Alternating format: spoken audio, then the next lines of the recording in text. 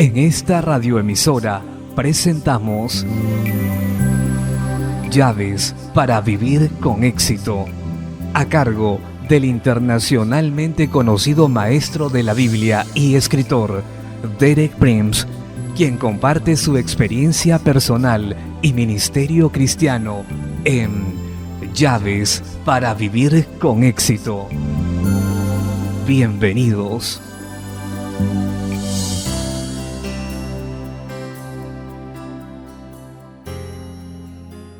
Llaves para vivir con éxito presentan Reclamando nuestra herencia 1, parte 1. Me alegro de estar con usted nuevamente en el comienzo de otra semana para compartir las verdades que la vida me ha enseñado. Verdades que han hecho la diferencia entre el éxito y el fracaso en mi vida y que pueden hacer lo mismo para usted. Esta semana voy a hablar del tema Reclamando nuestra herencia. La carta de privilegio de la fe cristiana es el Nuevo Testamento. Cuando usamos la palabra testamento, lo hacemos con el sentido, con el único sentido que usaríamos la frase la última voluntad y testamento de alguna persona. En otras palabras, al usar esa palabra estamos implicando que algo se nos ha negado por la muerte de otro. El Nuevo Testamento nos dice todo lo que se ha hecho para nosotros por la muerte de Jesús, nos revela nuestra herencia, nos proclama herederos de un reino. Pero desafortunadamente muchos cristianos aún no han descubierto cuál es su verdadera herencia, o cómo reclamarla. Son como un hombre que es heredero de una enorme fortuna pero que nunca ha buscado su herencia o cómo obtenerla. Así que ese será mi tema para esta semana, descubrir y reclamar nuestra herencia como cristianos. El primer pasaje que leeremos sobre ese tema es Colosenses capítulo 1, versículos 12 al 14, donde Pablo dice: con gozo, dando gracia al Padre que nos hizo aptos para participar de la herencia de los santos en luz. Note que Pablo habla de una herencia para el pueblo de Dios, una herencia en luz. Luego explica lo que debe pasar para colectar nuestra herencia en luz, el cual nos ha librado de la potestad de las tinieblas y trasladado al reino de su amado Hijo, en quien tenemos redención por su sangre, el perdón de pecados. Aquí Pablo nos presenta dos reinos, el reino de las tinieblas y el reino de la luz. El reino de la luz es el reino de Dios y de Jesucristo. El reino de las tinieblas es el reino de Satanás. Estos se oponen el uno al otro. Nuestra herencia está en el reino de la luz, el reino de Dios y de Jesucristo. Pero para poder reclamar nuestra herencia, algo debe suceder primero. Debemos ser liberados de la potestad de las tinieblas, que es el poder de Satanás sobre nuestras vidas. Y esto sucede a través de la redención, la que Dios nos ha dado por medio de la muerte de Jesús en la cruz. Por su redención podemos recibir el perdón de nuestros pecados. Una vez que recibamos perdón de nuestros pecados, Satanás no tiene más potestad legal sobre nosotros. Somos libres de su poder. Estamos capacitados para entrar a nuestra herencia en el reino de la luz, el reino de Dios y de Jesucristo. Sin embargo, todos debemos entender algo sobre nuestra condición en el reino de las tinieblas.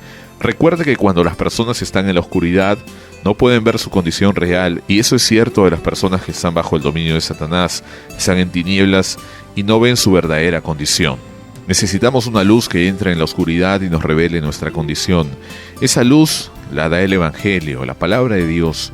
Eso es lo que la palabra de Dios nos dice de nuestra condición antes que Cristo viniera a nuestras vidas. Esto es lo que la palabra de Dios nos dice de nuestra condición antes que Cristo venga a nuestras vidas y nos perdonara y nos redimiera, mientras estábamos en el dominio de Satanás en el reino de las tinieblas. Pablo dice esto en Efesios capítulo 2, versos 1 al 3. Estabais muertos en vuestros delitos y pecados. Pablo, por supuesto, no quiere decir que estuviésemos físicamente muertos, sino que estábamos muertos espiritualmente, separados de la vida en Dios. Ahora en el verso 2, en los cuales anduvisteis en otro tiempo, siguiendo la corriente de este mundo conforme al príncipe de la potestad del aire, el espíritu que ahora opera en los hijos de desobediencia. Así que el reino de las tinieblas, en nuestros delitos y pecados, estábamos bajo el dominio de poder espiritual llamado el príncipe de la potestad del aire, y está definido como el espíritu que opera en los hijos de desobediencia. En otras palabras, nuestra desobediencia a Dios nos expone automáticamente a la influencia y el dominio de Satanás. Pablo continúa para decir que esta es la condición universal de todos nosotros, entre los cuales también todos nosotros vivimos en otro tiempo en los deseos de nuestra carne, haciendo la voluntad de la carne y de los pensamientos, y éramos por naturaleza hijos de ira, los mismos que los demás. Así que es cierto, de todos nosotros en nuestra condición natural estábamos en enemistad con Dios, estamos separados de Él. Estábamos en las tinieblas, cautivos en nuestros deseos de la carne y de la mente, y a través de esos deseos malos somos prisioneros de Satanás, el príncipe de las tinieblas. El propósito de Dios a través del Evangelio es de liberarnos de ese cautiverio, de la oscuridad y de Satanás, y de llevarnos a nuestra herencia en el reino de la luz. Esto es muy claro en Hechos 26:18, donde Pablo repite el llamado que recibió de Jesucristo para predicar el Evangelio al mundo gentil. Y eso es lo que Cristo dio a Pablo para que hiciera a través del Evangelio, para que abra sus ojos, para que se conviertan de las tinieblas a la luz y de la potestad de Satanás a Dios, para que reciban por la fe que es en mí y herencia entre los santificados. Nuevamente vemos que el propósito principal de Dios es que recibimos perdón de nuestros pecados para estar calificados para recibir nuestra herencia en el reino de Dios. Pero para que esto suceda, primero que todo, Dios tiene que abrir nuestros ojos a nuestra verdadera condición y volvernos de las tinieblas a la luz y del dominio de Satanás a Dios.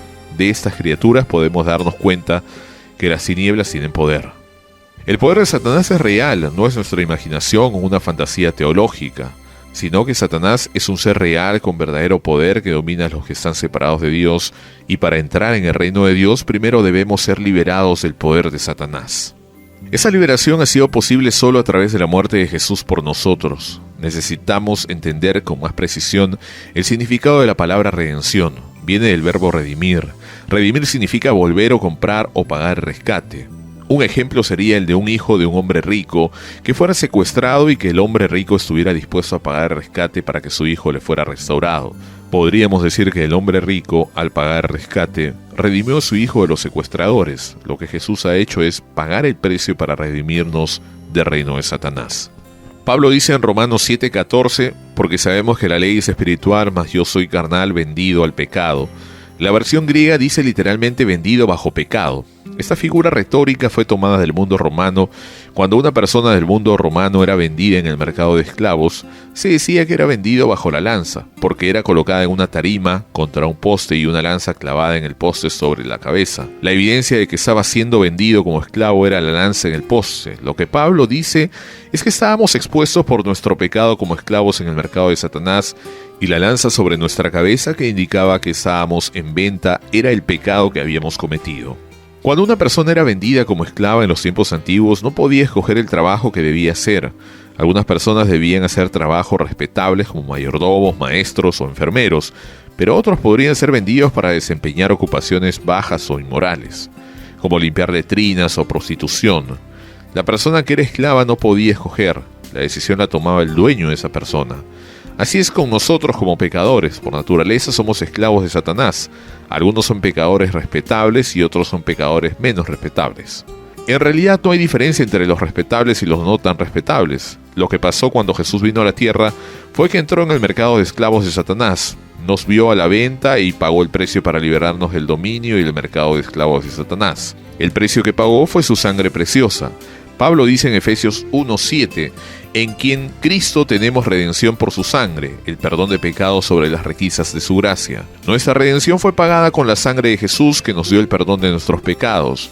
Él sufrió la pena de nuestros pecados en nuestro lugar para que fuéramos perdonados y poder heredar el reino de los santos en la luz. Eso está dicho en 1 Pedro versículos 17, 18 y 19. Y si invocáis por Padre a aquel que sin la excepción de personas juzga según la obra de cada uno, conducíos en temor todo el tiempo de vuestra peregrinación, sabiendo que fuisteis rescatados de vuestra vana manera de vivir, la cual recibisteis de vuestros padres, no con cosas corruptibles como oro o plata, sino con la sangre preciosa de Cristo, como de un cordero sin mancha y sin contaminación. Así que fue la sangre preciosa de Cristo derramada por nosotros que pagó el precio de nuestra redención, nos liberó del mercado de esclavos de Satanás y de reinos de las tinieblas, y obtuvo para nosotros el perdón de nuestros pecados y nos calificó para entrar en la herencia de los santos en la luz. Nuestro tiempo por hoy ha terminado. Regresaré mañana a la misma hora para hablar del desarrollo de la redención en dos aspectos: de qué hemos sido redimidos y para qué.